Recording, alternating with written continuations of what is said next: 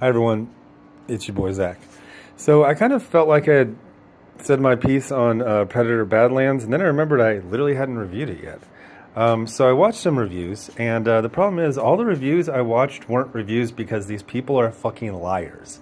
I'm 18 minutes into a 25-minute review by Jester Bell where it is clear that all she has done is watch other reviews by other people who also pretended to watch it. So I didn't realize this was such a cultural touchstone. I mean, they had the Alien movie last year, did good. Alien Earth, I think it's safe to call it controversial, but I thought it was quite good. And then they had the Predator anime, and that wasn't made into any kind of a huge deal, but apparently this is where they draw the line. They're like, no, we're taking this movie down. We are putting such a fucking stink on it. One of the narratives right now is instead of seeing Predator this weekend, watch Frankenstein, the Guillermo del Toro, which I think just debuted on Netflix today. It went to some cities, but not very many cities, and now it's on Netflix. And the thing about it being on Netflix is it's going to be on Netflix forever. So the idea of watch something that will be on Netflix forever instead of going to opening weekend of a fun movie with your friends. No, just sit inside and watch live streams and buy plushies.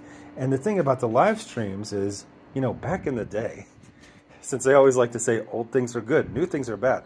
When live streams started, there was the expectation that if you're discussing a movie and the movie is out, you see the movie. Then you have an informed opinion. Instead, what I just watched in like several dozen tweets and a couple different videos was literally a bunch of people, none of whom have seen the movie. Grown-ass adults lying. I went to see the movie with a friend. And then I started to say, I just watched a Critical Drinker video where he lied about saying it. And I was like, he says the Predator homeworld and the world where they go to catch the creature, he can't tell them apart. And my friend was like, what the fuck? Like, the thing about normies is they don't have, 8 hours to discuss something.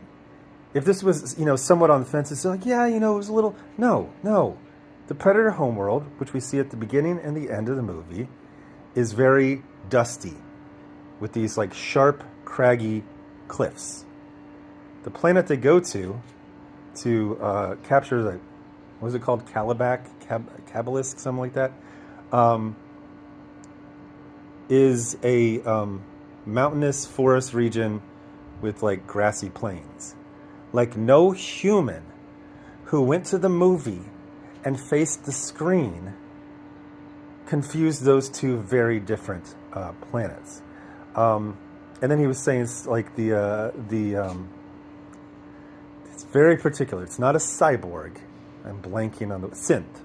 The synth, and since, they have them in the Prometheus movies, they have them in Alien movies, now they have them in Predator movies, is those are the artificial humans. They were never human.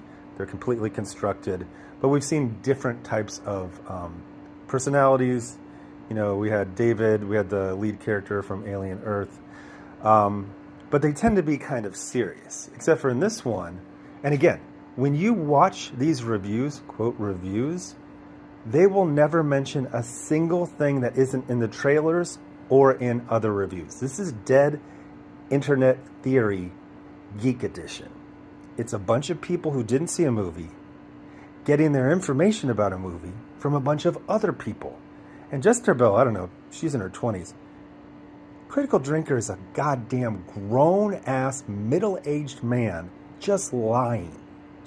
Also, they always like to do this like cute little bit where it's like, oh, I was watching a pirate version. It's like, okay, the studios really have that shit locked down. Are we pretending like every single movie has a pirate version that is quality enough for an ethical reviewer to watch it and make their review based on that? Fuck no. You're getting someone in the frickin' fifth row and, people are getting up to go get popcorn and go to the bathroom and then coming back a few minutes later. And let's not even pretend like he even watches this at all. It just was like, oh, I watched the pirate edition. Oh, dude. No, you're a fucking goddamn middle-aged man who lies the way that I used to lie when I was a kid, because I grew up in Papillion, Nebraska, and we didn't have a movie theater. And there wasn't a movie theater in the next, in Ralston or La Vista. Like, you had to go all the way to Omaha or all the way to Bellevue, and there was no, you couldn't ride your bike. It wasn't possible. But we had right there in downtown Papillion, we had a movie theater, but it was a church. And instead of saying, because they called everything Papillion Papio, so it was like Papio, 5 letters, and then movies, just one, sign of its own. And it was changed to Jesus Saves, and it used to piss me the fuck off. I could have grown up riding my bicycle to see the movies, but no, I had to wait for the 3 times a year that my family would drive into Omaha and see fucking Harry and the Hendersons. What I'm saying is, it's actually kind of a big deal to see a movie. It's very exciting. It's still exciting to me this day. I've seen 20 movies in the theaters this year.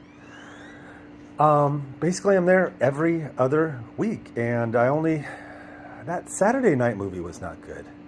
It wasn't good. There was this movie, I thought it was Idris Elba, and it wasn't Idris Elba.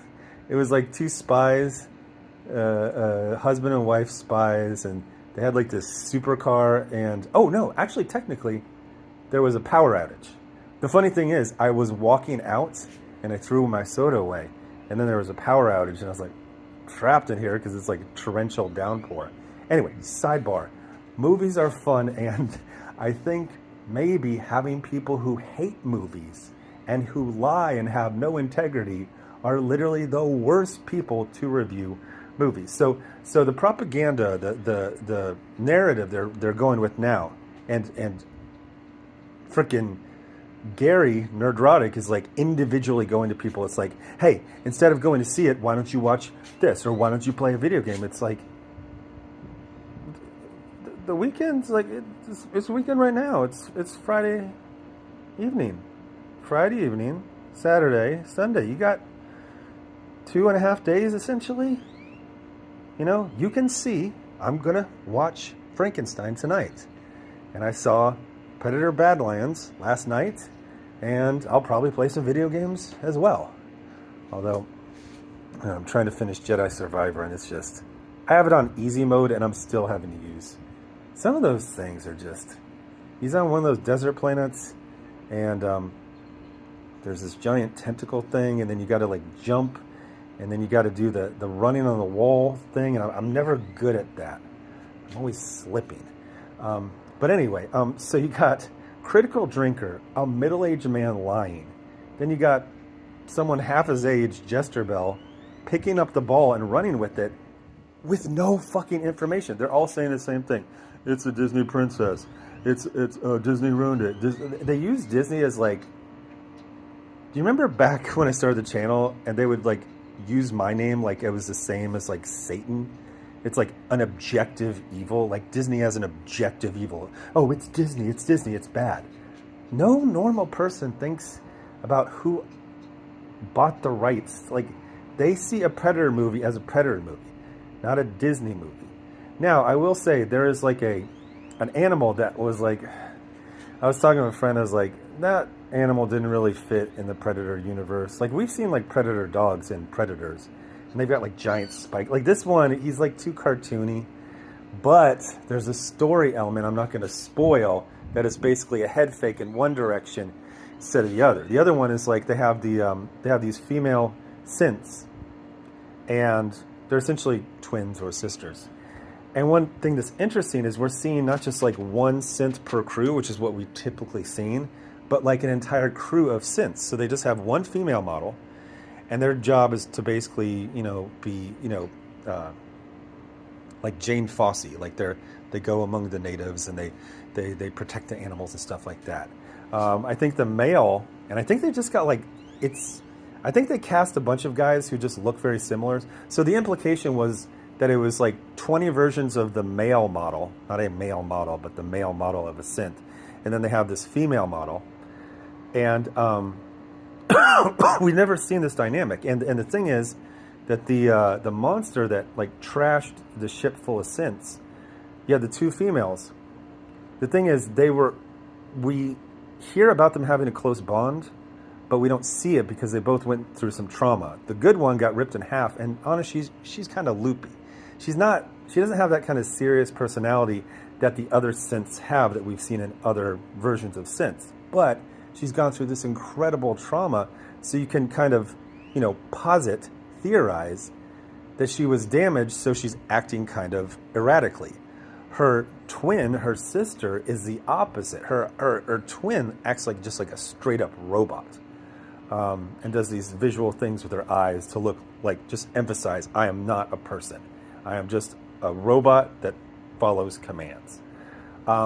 So if you go in, well, first of all, if you actually watch the I forgot. Okay, since there wasn't a movie theater in the town that I grew up in, I would lie.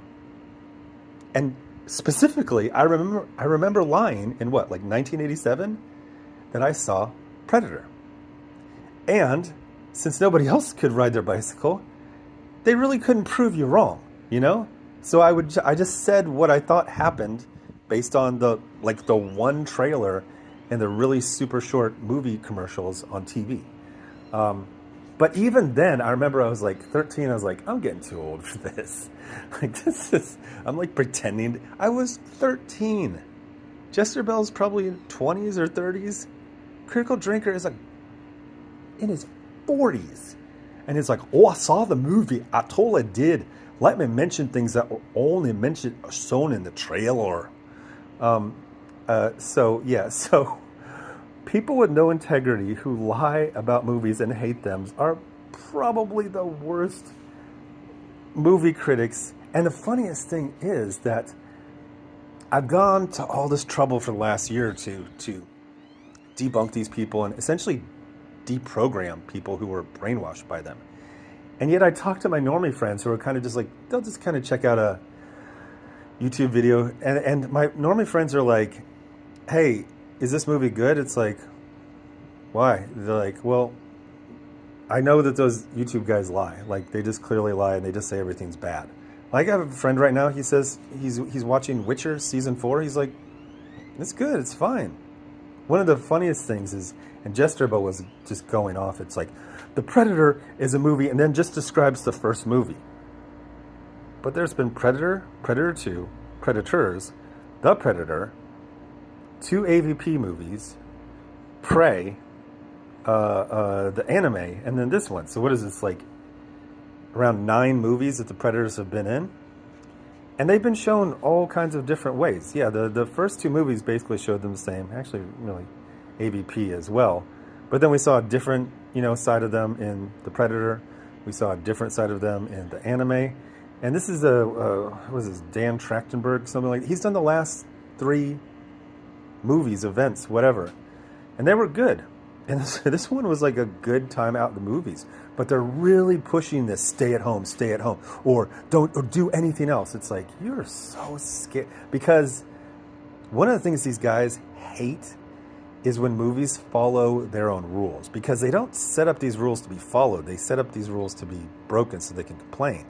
What do they always say? Oh, you can't have the huge budget. So they make this movie, I think it's around $100 million, which means it has to make about $250 million worldwide to turn a profit. It'll get, a third of the way there this weekend. And these movies are evergreen because they keep collecting them and recollecting, and here's the box set, and here's the reissue, and here's the this, that. People like these movies. These are the classic, just hang out on the weekend with friends and watch these type of movies. But these fucking bums, and I gotta say, I remember watching a Jester Bell video like a year ago. Weirdly enough, like right after I went out of a movie. And her whole thing was like she really liked Harley Quinn. And she did a very heartfelt thing. And now she's literally just parroting. Like, you know what everyone's gonna say. Oh, it's a Disney. Oh, it's, it's a girl boss. Oh, it's just Mad Libs, except for you can't use your imagination to fill in the blank. You have to keep reusing the same 5 canned phrases. So these people are liars. They don't have any integrity. They don't have any knowledge. They don't have the respect for you to just go to the movies. I mentioned before, one of my theories about why Critical Drinker lies about seeing movies is like, well, you know, he's got like 2.5 million fans. Maybe he's got like stalkers or something like that. And then he did like a day in the life, and he basically said he's only been recognized like 3 times. So no, he's just a lazy piece of shit liar with no fucking integrity. And here's the problem. That lack of integrity, it's his whole crew. None of them have the balls. None of them have the integrity. And they've done this before. They did this with Doomcock. He was lying, just making shit up. Ryan Cannell called him out. But those days are gone. The days of any of these people having integrity, shit. Most of them don't even bother seeing the movie. And now we have dead internet theory is when it's just bots talking to other bots, quoting other bots, using other bots as reference. And this is what we have. We got, Critical Drinker doing a review, just getting basic shit. Oh, how does she know about the Predator language? She literally says she studied them and knows about their culture and has an appreciation for it. Yeah, it's right there in the movie. They say it in plain English. Why does the Predator talk in American English? It's because it's being translated. They literally say they're using a universal translator. Like, if you see the movie, this is answered. And it's not kind of like slipped in during an action sequence and people are kind of mumbling. No, it's like literally she's just sitting there. It's like, hey, I'm going to do this now so you and I will understand each other. And it, universal translator. For people who all love freaking sci-fi, this is a basic sci-fi trope. And it is explained Barney style, as we used to say in Marines, and these fucking liars don't know that because they didn't see the fucking movie. I was going to wait until Nerdrotic did his review, but I just want to move on, with my life. So if you can't trust these people, who can you trust? Sadly enough, mainstream. I watched, was it Jeremy Johns, something like that? I never liked that guy. Something about his face bothered me. I was like, yeah, Mr. Normie with his normie takes. You know what he has an advantage? You know what he has an incredible fucking advantage? He watched the movie and he's not a liar, piece of shit bum with no integrity. So yeah, he's fucking boring. But his assessment was a fair assessment. And when I went to go see the movie a few hours later, I went, yeah, he saw it.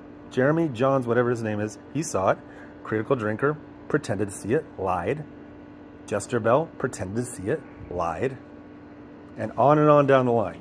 And then, of course, you got freaking Az. It's like, I don't feel like doing the Az voice. It's like, Predator is a girl movie. It's like, shut the fuck up. You're an idiot. Just because I have a female character who does some things okay doesn't mean it's a girl movie.